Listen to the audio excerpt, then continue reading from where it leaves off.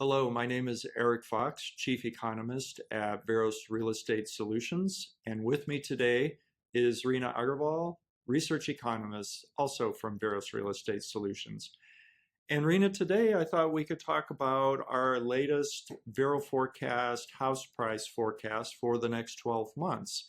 And I wanted to ask you, what are your general high-level conclusions from what you're seeing for the U.S. overall with this quarter's forecast?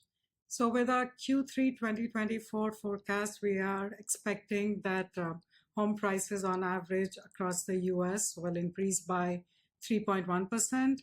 This is in comparison to our previous quarter's forecast of 3.2%. So it's pretty much the same trend that we are observing because we see that the fundamentals in the market are pretty much the same. Okay.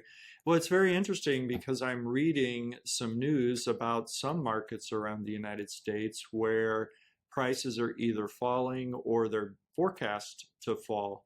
So what is the main reasoning that house prices are still forecast to hold up overall nationwide?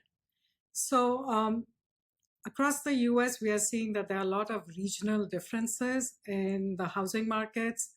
While we are expecting some markets to decline over the next year, we are expecting many markets to appreciate over the next year.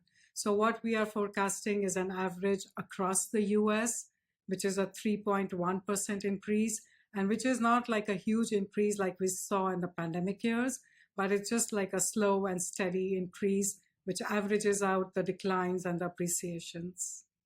So speaking of appreciations, what are some of the markets that you're forecasting to do the best?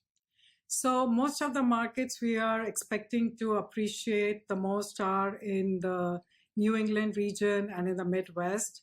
And this is because affordability has become a huge concern ever since prices started rising so much and mortgage rates have been so high. So many markets in these regions they provide affordable housing. In many cases, houses can be found for less than $500,000.